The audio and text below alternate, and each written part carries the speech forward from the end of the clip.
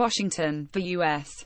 Federal Communications Commission vote on Thursday to roll back net neutrality rules could galvanize young voters, a move Democrats hope will send millennials to the polls in greater numbers and bolster their chances in next year's elections. Democrats are hoping to paint the repeal of the rules by the FCC, which is now chaired by President Donald Trump appointee Ajit Pai, as evidence Republicans are uninterested in young people and consumer concerns at large. The American public is angry, said FCC Commissioner Jessica Rosenworcel, a Democrat. She added that the actions of the Republican majority have awoken a sleeping giant. Attitudes toward net neutrality, or rules that prevent internet providers from limiting customers' access to certain websites or slowing download speeds for specific content, are largely split along party lines in Congress. The heated debate has turned into the kind of election issue that Democrats think will help them. Studies show young people disproportionately use the internet compared with older Americans, and polls have shown they feel passionately about fair and open internet access. Democrats believe the issue may resonate with younger voters who may not be politically active on other issues like taxes or foreign policy. U.S. Senator Brian Schatz, a Hawaii Democrat, said on Twitter young people need to take the lead on net neutrality. It's possible for millennial political leadership to make a real difference here.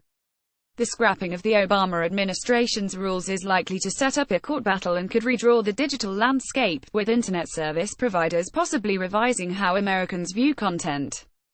The providers could use new authority to limit or slow some websites or offer fast lanes for certain content. Republicans on the FCC have sought to reassure young people that their ability to access the internet will not change after the rules take effect. People who favor the move argue that after users realize that little or nothing has changed in their internet access, it will not resonate as a political issue.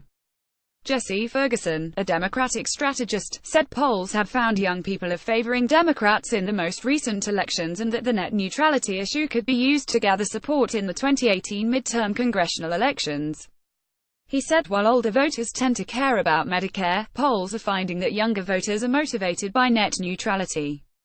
Net neutrality is the latest data point for voters that the administration is more interested in doing what big companies want them to do, than what people think is in their interest, Ferguson said.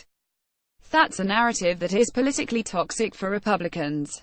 In November 2018, all 435 seats in the U.S. House of Representatives will be up for grabs, as will 34 seats in the Senate. Democrats hope to gain control of one or both chambers by capitalizing on the unpopularity of Trump. Republicans currently control both chambers as well as the White House.